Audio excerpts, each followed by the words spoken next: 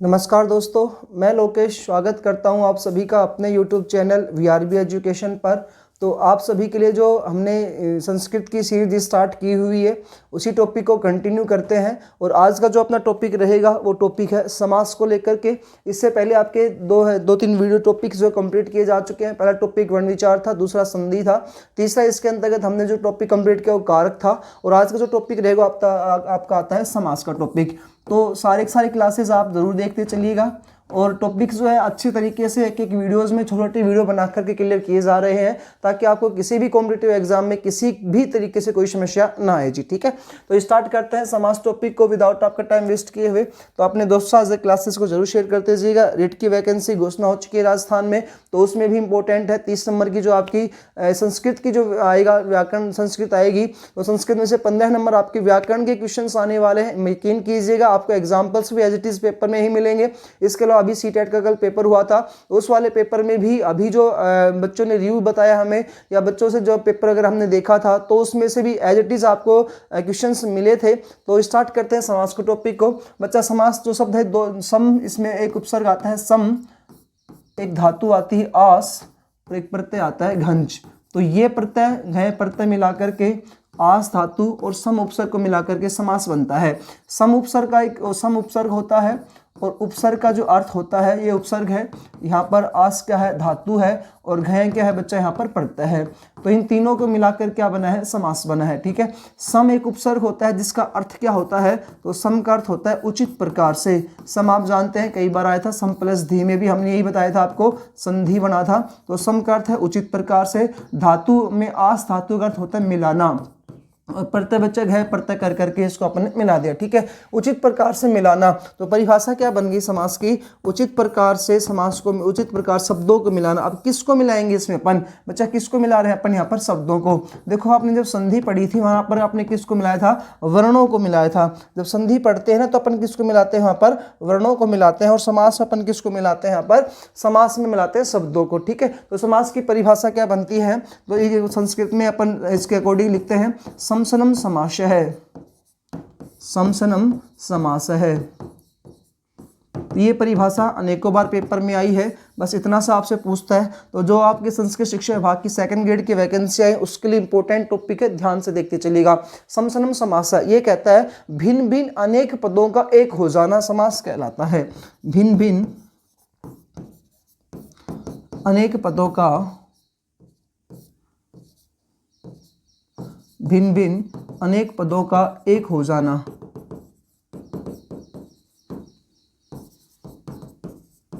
एक हो जाना समास है। अब इस परिभाषा के अकॉर्डिंग शब्दों को उचित प्रकार से मिलाना समास है। शब्दों को उचित प्रकार से मिलाना ही समास है। शब्दों को उचित प्रकार से मिलाना ही समास है, या भिन्न भिन्न अनेक पदों का एक हो जाना ही क्या कहलाता है, आपका समास कहलाता है। दूसरा क्वेश्चन क्या पूछता है कि ये जो समास होता है इसकी अब अच्छे से परिभाषा आपको आगे बता रहा हूं मैं आपको। दो या दो से अधिक शब्द आ जाए, या दो या दो से अधिक पद आ जाए, उनको बच्चा एक कर दिया जाए, एक मिला दिया जाए, उनके आकार में कमी आ जाए लेकिन अर्थ जो है वो भी निकल के आ जाए, वो क्या कहलाता है, समास कहलाता है। अब आप उसे पद क्या होते हैं, तो बेटा संधि जिसने पढ़ी है उसको पद में कोई दिक्कत आएगी नहीं। पद दो प्रकार के होते हैं, एक पूर्व पद होता है और दूसरा कौन सा होता है, उत्तर पद। पूर्व पद और दूसरा कौन सा होता है, उत्तर पद। तो दो पद हो गए, यानी अपन कह सकते हैं पूर्व शब्द, और इसको अपन बोलेंगे उत्तर शब्द। तो इनको मिलाना है आपको, और मिलाएंगे कैसे, यहाँ पर विभक्तियों का लोप करके मिलाते हैं, अंत में विभक्ति जोड़ते हैं, तो वो सब आपको इसमें देखिएगा। तो ये तो हो गई इनके अकॉर्डिंग इसकी परिभाषा। अब समास की सीधी सीधी परिभाषा क्या बन गई,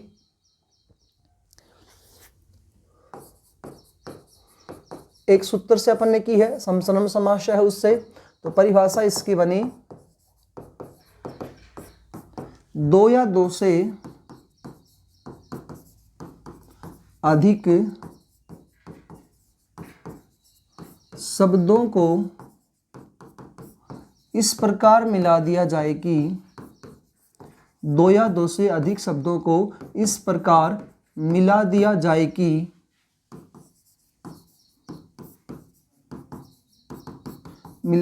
कि उनके आकार में कमी आ जाए, उनके आकार में कमी आ जाए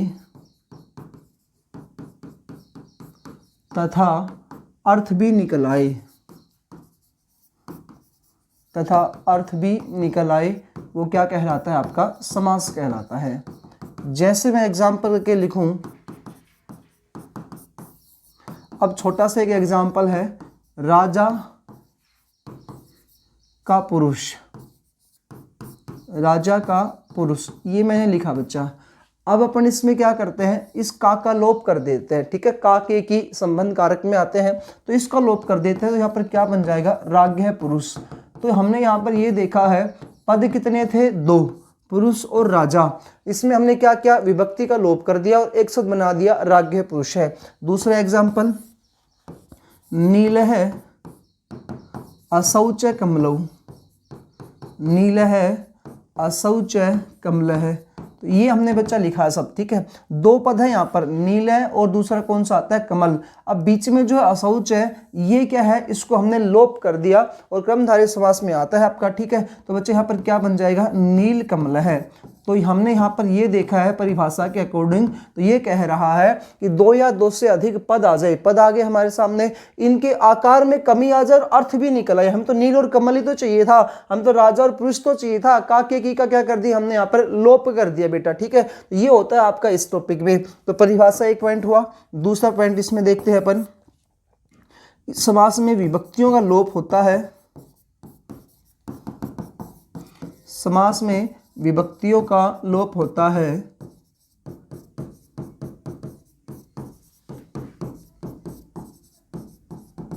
तथा अंत में विभक्ति जोड़ते हैं। ये भी इंपॉर्टेंट है, अंत में क्या करते हैं अपन? विभक्ति जोड़ते हैं।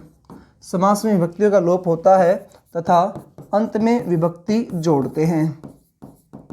अंत में विभक्ति जोड़ना जरूरी है, क्योंकि जैसे नील कमल है, अब बच्चा ये सुबंत प्रत्यय बनाना है ना अपने को, राज्ञ पुरुष है, सुबंत प्रत्यय बनाए, सुबंत लगाएंगे तभी तो फिर अपना शब्द का अर्थ निकलेगा। तो ये आपका क्लियर है। तीसरा पॉइंट देखिएगा, समास होता है, ऐसा क्वेश्चन पूछा गया है 2nd ग्रेड संस्कृत शिक्षा विभाग में, अनेकों बार आया है। समास होता है, क्वेश्चन पूछेगा एक पदी भवनम समास होता है भाई, एक पदी में होता है, बहुपद में होता है। तो इस प्रकार से एक पदी भवनम समास है, एक अर्थी भवनम समास है, तो एक अर्थ देने वाला क्या होता है? समास होता है, भवनम समास है। ये भी आप 2 पॉइंट यहाँ से याद रखिएगा। एक पदी भवनम, एक पद वाला होता है, या नील कमल है जो है ना, ये एक पद ही है। नीला कमल, बाद में ये नहीं करे कमल की विशेषता बता रही, वो अपने कोई लेना देना नहीं है, अपने को तो क्या देखना है कि एक पद है, बिल्कुल जी एक पद बन गया, बन करके एक ही अर्थ निकलता है, एक ही अर्थ निकला, राग पुरुष। तो इस प्रकार से अपना कह रहा है कि समास होता है, एक पद में होता है और एक अर्थी भाव में ही होता है। क्लियर है भाई पॉइंट। उसके बाद विभक्ति अंत में क्या हो जाती है? लगती है, और विभक्तियों का स्टार्टिंग में क्या हो जाता है? लोप हो जाता है। नेक्स्ट पॉइंट देखते हैं, चौथा पॉइंट है यहाँ पे समास में, कि समास जो होता है सामर्थ्यवान पद में होता है। क्वेश्चन अगला पूछता है समास होता है, तो जैसे अभी अभी हमने बात की थी एक पदी और एक अर्थी भावों में, ऐसे ही कह रहा है समास किस में होता है? सामर्थ्यवान पद में होता है। सामर्थ्यवान पद का अर्थ यहाँ पर क्या आ जाएगा भाई? जिसका अर्थ तो निकलना चाहिए, अर्थ तो निकले, वही तो क्या होगा आपका? सामर्थ्यवान में आ जाएगा, ठीक है। अब एक नेक्स्ट क्वेश्चन में पूछा जाता है, समास जो होता है वो सामर्थ्यवान में होता है, एक अर्थी भाव में भी होता है। एक 2 भाव होते हैं, एक अर्थी भाव और दूसरा आता है इसमें व्यपेक्षा भाव। ये भी आप पॉइंट याद रखना है आपको। समास जो होता है इसमें एक 2 भाव होते हैं, एक तो कौन सा भाव होता है? एक अर्थी भाव में होता है। तो समास होता है एक अर्थी भाव में, किस में नहीं होता? विपक्ष भाव, विपेक्ष भाव में नहीं होता है। तो समास किस में होता है? एक अर्थी, यानी एक अर्थ जो निकलता है उसमें होता है, और विपेक्षा भाव जो होता है उसमें नहीं होता है। एक पॉइंट वो भी आप याद रख लीजिएगा, समास नहीं होता है, वहां मैंने लिखा है होता है, और यहाँ क्या लिख रहा हूँ? समास नहीं होता है, तो विपक्ष भाव में नहीं होता है। ये भी अनेकों बार पेपर में आया हुआ क्वेश्चन है, ठीक है जी। अगला लेते हैं, इसमें समास में एक चलती है वृत्ति, वृत्ति हेडिंग है। वृत्ति क्या होती है? तो वृत्ति के बारे में कहा गया पद के अर्थ का कथन करना वृत्ति कहलाता है। जैसे नील कमल ये पद है, तो इसमें पद के अर्थ का अर्थ क्या बताएगा उसको कहना क्या कहलाता है? वृत्ति कहलाता है। पद के अर्थ का कथन करना ही वृत्ति कहलाता है। तो पद के अर्थ का कथन करना क्या कहलाता है? वृत्ति कहलाता है। अब वृत्ति की संख्या कितनी आती है? तो बच्चा इसकी संख्या आती है 5। DSSB का क्वेश्चन है ये। क्या क्या है वृत्ति में? तो एक तो आता है इसमें तद्धित, एक आता है बच्चा कृत, एक शेषवर्त,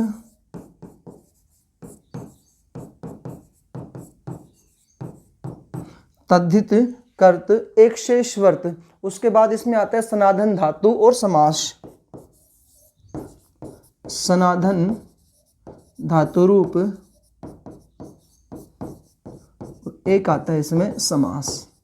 तो अपना पॉइंट का ये आया कि वृत्ति क्या होती है? तो वृत्ति जो होती है वो कहलाता है पद का अर्थ को बताना वृत्ति कहलाती है। वृत्ति की संख्या कितनी होती है? तो 5 प्रकार की होती है वृत्ति। तद्धित, कर्त, एक शेष वृत्ति, समास और सनाधन धातु रूप। ये हो गया आपके वृत्ति को लेकर के। अब बात करते हैं विग्रह क्या होता है। तो बच्चा अगला पॉइंट अपना आता है, यहाँ पे लिख देता हूँ, 8वां पॉइंट है विग्रह। विग्रह आप जानते हो समास को तोड़ना क्या कहलाता है? विग्रह कहलाता है। जैसे संधि में आपने पढ़ा था संधि को तोड़ना, तो ऐसे ही समास को तोड़ना क्या कहलाता है? विग्रह कहलाता है। समास को तोड़ना ही क्या कहलाएगा? विग्रह कहलाएगा। अब बच्चे विग्रह कितने प्रकार का होता है? तो इसके प्रकार होते हैं दो प्रकार का होता है विग्रह। एक तो इसमें होता है लौकिक विग्रह और एक इसमें होता है अलौकिक विग्रह। जो नए बच्चे हैं वो सोच रहे होंगे सर आप ये पहली बार पढ़े। बिल्कुल भाई, आपने पहली बार पढ़ रहे हो। ये तो वीआरबी एजुकेशन की खासियत है, वो वह टॉपिक करवाता है जो आपने अभी तक नहीं पढ़ा हो। और लेकिन पेपर में कई बार ऐसे क्वेश्चन पूछे गए। वृत्ति DSSB में कई बार है, विग्रह लौकिक अलौकिक कई बार राजस्थान की शिक्षा विभाग में, संस्कृत शिक्षा विभाग में पूछा गया। सेकंड ग्रेड फर्स्ट ग्रेड में क्वेश्चन पूछे जाते हैं। सनाधन धातु रूप किस में सम्मिलित किया जाता है, ऐसे क्वेश्चन पूछे जाते हैं भाई, ठीक है। तो इंपॉर्टेंट पॉइंट है एक आर्थी भाव समास होना, एक पदी भवन में होना, ये सारे इंपॉर्टेंट पॉइंट हैं। विग्रह बच्चा कितने प्रकार का होता है? 2 प्रकार का होता है। एक होता है लौकिक और दूसरा कौन सा आता है इसमें? अलौकिक समास। तो ये लौकिक जो विग्रह और अलौकिक जो विग्रह, इसमें क्या अंतर होता है? अलौकिक में तो ये होता है कि प्रकृति जो प्रत्यय जो है और जो धातु वगैरह है, तो प्रकृति प्लस प्रत्यय को अलग अलग कर देना। प्रकृति प्लस प्रत्यय को क्या कर देना? अलग अलग कर देना। जैसे अपन लिखे राम लक्ष्मण, तो यहाँ पर जो प्रकृति है क्या हुआ, इसमें प्रत्यय जो विभक्ति लगी हुई है, तो राम में है, वहाँ विसर्ग जो होता है उसको सु कर दिया जाता है, तोड़ के एक शब्द को तोड़ करके। जैसे यहाँ पे लिखूं राम लक्ष्मण है, मैंने ये शब्द लिखा है, तो राम है चाहे लक्ष्मण है चाहे आता है, तो अपन इसमें क्या करते हैं? राम है, राम का फिर यहाँ पर सु आ जाएगा, विसर्ग का क्या हो जाता है? शु, ठीक है। फिर लक्ष्मण का क्या आ जाता है? लक्ष्मण सु। तो ये अलग अलग तोड़ करके एक शब्द को लिखना, एक प्रत्यय को इनको अलग अलग कर देना, प्रकृति प्रत्यय को अलग अलग करना क्या कहलाता है? इसमें अलौकिक रूप कहलाता है। जबकि लौकिक रूप वो होता है जो विभक्ति युक्त पदों के द्वारा संपूर्ण समास को क्या कर लेते हैं? इकट्ठा कर लेते हैं। विभक्ति युक्त पदों को समस्त पदों का एक कर देना, विभक्ति युक्त जो पद होते हैं उनमें समस्त पदों का एक कर देना क्या कहलाता है? लौकिक कहलाता है। यानी विभक्ति युक्त पदों को एक कर देना,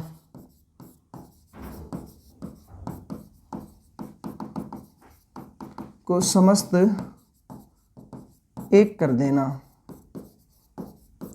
वो अपना ऐसा आ गया। जैसे एग्जाम्पल में राग है पुरुष है, तो ये राजपुरुष था, राग है पुरुष बन गया।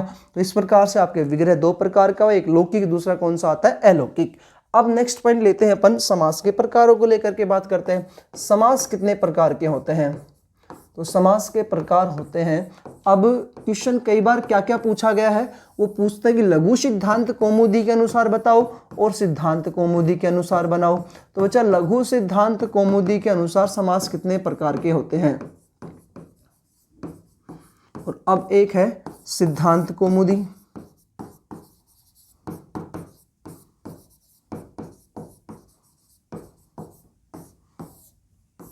लघु सिद्धांत कौमुदी जो है इसमें समास जो है 5 प्रकार माने गए हैं, या फिर अपन लिख सकते हैं इसमें वरदाचार्य के अनुसार बताओ।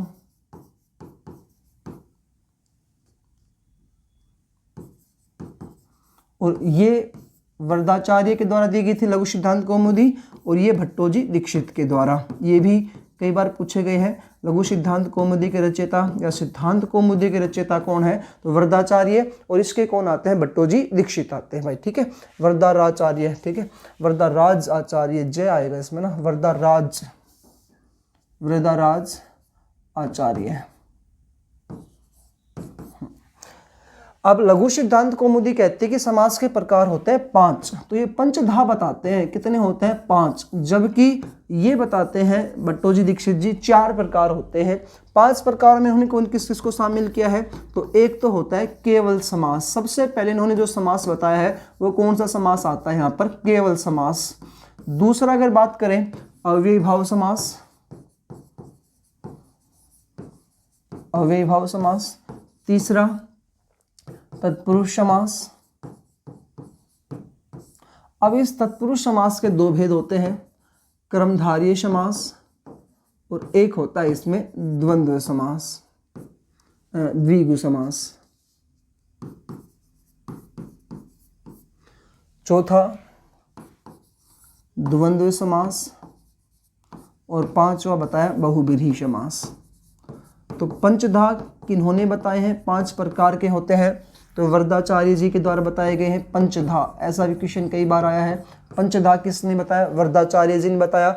इसने आपने 4 तो लगभग सबने पढ़े होते हैं, एक नया बता दिया। नया कौन सा बताया इन्होंने, केवल समास को इसमें नया बताया गया है। अब बात करते हैं भट्टोजी दीक्षित जी के अनुसार समास कितने प्रकार के होते हैं, तो इन्होंने केवल समास को इसमें शामिल नहीं किया है। सीधा ये कहते हैं कि समास जो होते हैं वो 4 प्रकार के होते हैं। एक अव्ययभाव समास होता है, दूसरा इसमें आता है तत्पुरुष समास। तत्पुरुष समास में उन्होंने 2 भेद बता दिए, वही एक क्रमधारय समास और दूसरा इन्होंने बताया द्विगु समास। जबकि 2 अन्य समास वही है, द्वंद्व समास और चौथा आता है इसमें बहुब्रीहि समास। तो इन्होंने किसको शामिल नहीं किया है इसमें से, तो इन्होंने शामिल नहीं किया, वो आता है आपका इसमें केवल समास को। अभी केवल समास क्या है, ये बच्चों को डिफिकल्टी देगी, तो बच्चा पहले केवल समास को स्टार्ट कर देता हूँ। एक अपन इसमें परिभाषा वगैरह इनके आगे देखेंगे, तो पहले देखते हैं केवल समास क्या होता है। इस वाली वीडियो में अपन समास क्या होता है, समास के प्रकार देखे हैं, वृत्ति क्या होती है, विग्रह क्या होता है और केवल समास क्या होता है, ये वाले देखेंगे।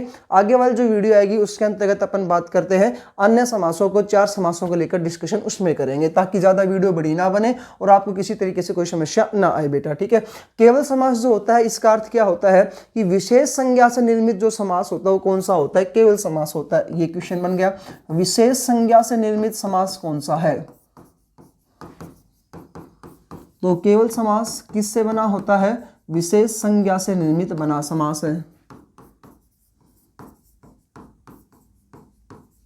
विशेष संज्ञा से निर्मित है, निर्मित बना हुआ समास है। दूसरा पॉइंट बात करते हैं कि केवल समास जो होता है इसमें क्या होता है, सुबंत के साथ होता है प्रयोग। सुबंत के साथ प्रयोग होता है। इसमें सुबंत का समर्थ पद के साथ समास होने पर वह केवल समास होता है। तो सुबंत के साथ प्रयोग होता है, सुबंत के साथ प्रयोग,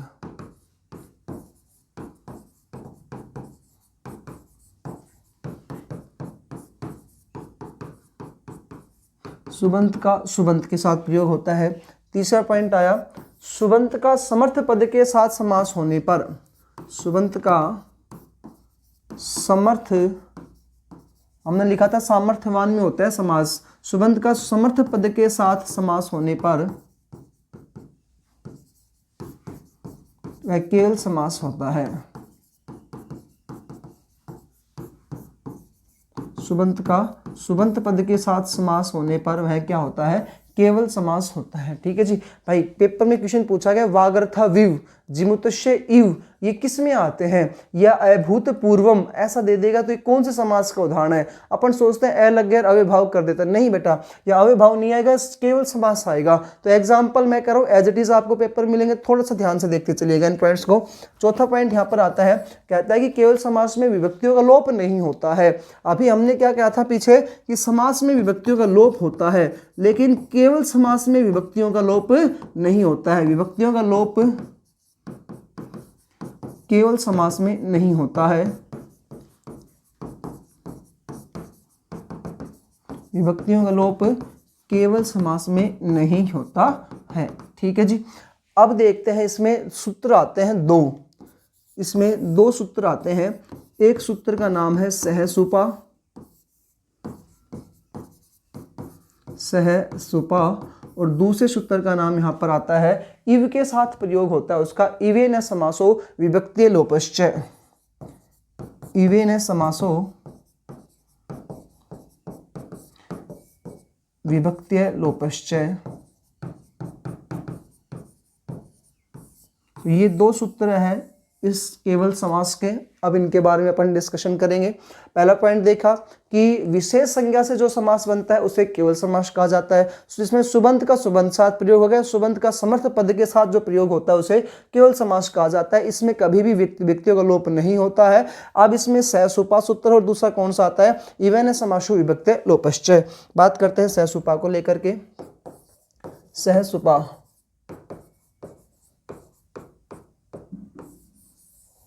सहसुपा सूत्र ऐसा है, ये आपको कहता है कि जो सामर्थ्यवन, जो भी अभी लिखा था हमने सुबंत का सुबंत साथ प्रयोग, यानी कि समर्थ वाला जो पद होता है उसका उसके साथ प्रयोग होता है।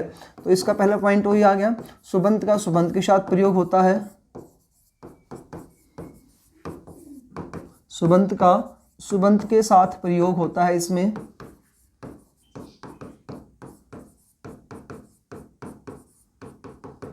यानी कि जो पद जो आएगा उसमें सामर्थ्यवान पद होना चाहिए। जैसे करके मैं आपके सामने लाता हूं, ये शब्द है, यहाँ पर भूतपूर्वम शब्द लिखा हुआ है, ऐसा शब्द लिखा है भूतपूर्वम। दूसरा इसमें एक शब्द आता है अभूतपूर्वम, एक शब्द है यहाँ पर भूतपूर्वम, दूसरा शब्द इसमें आता है अभूतपूर्वम। तो यहाँ पर अपन क्या करेंगे, जैसे भूतपूर्वम बन गया तो बच्चा इसमें इति का प्रयोग कर देंगे लास्ट में, तो क्या बन जाएगा, यहाँ पर देखो भूतपूर्वम में पूर्वम शब्द जो आगे आ जाएगा और भूत जो हो गया इसमें पीछे चला जाएगा, तो बन जाएगा पूर्वम भूतम इति। तो इस प्रकार से अपने सामने शब्द आएगा। इसमें कोई विभक्ति का लोप नहीं होता है, जैसा है उसको एज इट इज अपने को यहाँ पर रखना पड़ता है। ठीक है, तो भूतपूर्व है शब्द है, भूतपूर्वम शब्द है, इसका ये बन जाएगा पूर्वम भूतम इति। दूसरा एग्जाम्पल देखें, यहाँ पर आ जाए भूतपूर्व है शब्द आ जाए, तो जैसा आपको एज इट इज लिखना है तो यहाँ पर क्या आ जाएगा पूर्वम भूत है इति। तो यहाँ पर अपन ने क्या लगा दिया, पीछे विसर्ग लगा दिया, और यहाँ पर पीछे अनुस्वार था तो अनुस्वार लगा देंगे इस प्रकार से। अदृष्ट है पूर्वम, तो ये बन गया, तो फिर क्या आ जाएगा पूर्वम अदृष्ट है, यानी पीछे जो है उसको आगे ले आओ और आगे जो है उसको पीछे कर दो, इतना सा करना है। अदृष्ट है पूर्वम ऐसा शब्द है यहाँ पर। ठीक है, तो बच्चा इसको क्या करना है आपको, पूर्वम अदृष्ट है, पूर्वम अदृष्ट है इति, बस इति का प्रयोग करो। इसमें कोई समास नहीं होता है, जैसा है उसको वैसा वैसा लिखना है आपको। ठीक है, तो अभूतपूर्व आ जाए तो अभूतपूर्वम, तो बन जाएगा पूर्वम भूत है इति। बस ये आपका केवल समास का एक सूत्र था, सहसुपा। जैसा है उसको वैसा कर दो, पहला है उसको आगे ले आओ, उसको पीछे कर दो, बस इतना सा आपको करना है। और जैसी विभक्ति जैसे दे रखी है उसको एज इट इज आप इसमें लिख दो। दूसरा सूत्र आता है इसमें इवेन समासो विभक्ति लोपश्च, इवेन समासो विभक्ति लोपश्च। ये कह रहा है कि विभक्ति का लोप और इव का प्रयोग होता है, इव का प्रयोग होता है इसमें। वहां पे हमने इति का प्रयोग देखा था, यहां पर किसका प्रयोग होगा, यहां पर इव का प्रयोग होगा। जैसे एग्जांपल देखिएगा, वागर्थो, वागर्थो विव, ये शब्द है बच्चा। अब पहले तो आपने यदि अयादी संधि पढ़ी है तो यहां पर अव आ रहा है, तो अव का क्या हो जाएगा, अव हो जाता है, वागर्थौ बन जाएगा। तो वागर्थौ बन गया संधि के तहत। ठीक है, कौन संधि तहत, अयादिक संधि तहत। हमें क्या चाहिए, इव, बस इतना सा करना है, वागर्थौ इव। इसमें कौन सा समास है, केवल समास है, या मिल जाए वागर्थाविव में कौन समास है, अयादी ना दे तो अयादी तो संधि थी, इसमें समास पूछे तो कौन सा करना है अपने को, यहाँ पर समास जो अपना करना पड़ेगा केवल समास करना पड़ेगा भाई। तो आ जाएगा वागर्थाविव का आंसर क्या होगा, वागर्थौ इव हो जाएगा। जिमुतस्य एव ये शब्द है, जिमुतस्य एव अब आपने यदि गुण संधि पढ़ी है तो ए और ई मिलकर ए होता है, जिमुतश्य प्लस ईव, तो ऐसा बनता था, तो ए और ई मिलकर ए हो गया था। यहाँ पर आपको सिर्फ कैसा करना है, जिमुतश्य ईव करना है, जिमुतश्य ईव, तो ईव लास्ट में लगा देंगे बस। अगले एग्जाम्पल, जैसे एक एग्जाम्पल आ जाए पादा विव, पादा विव, ये एग्जाम्पल आया अपने सामने, ठीक है। तो पादा विव का आप कैसे तोड़ोगे, तो यहाँ पर शब्द छूटेगा अपने पास, यहाँ पर पादा विव का तो आ जाएगा औ, यहाँ पर औ हो रहा है, पादऊ औ आ रहा है तो पादऊ बन जाएगा अयादी संधि के तहत, और समास में फिर अपन क्या लगा देंगे यहाँ पर पीछे इव, तो पादऊ इव, ये आपका ये बन जाएगा। एक है उद्वाहु रिव, यदि आपने विसर्ग संधि पढ़ी तो बच्चा रैक का विसर्ग हो जाता है, यहाँ बन जाएगा उद्वाहा, उद्वाहु इव, ये उद्वाहु इव बना, पादव इव बना, अयादी संधि थी जिसको अपन तोड़ा, यहाँ पर बच्चा गुण संधि थी जिसको तोड़कर इव लेकर के आए, यहाँ पर भी अयादी संधि जिसको तोड़ करके इव लेकर के आए, यहाँ पर विसर्ग संधि थी जिसको तोड़ करके हमने क्या किया है, इव किया है। यदि आपने वो संधि देखी है तो आप आराम से इनको कर सकते हो।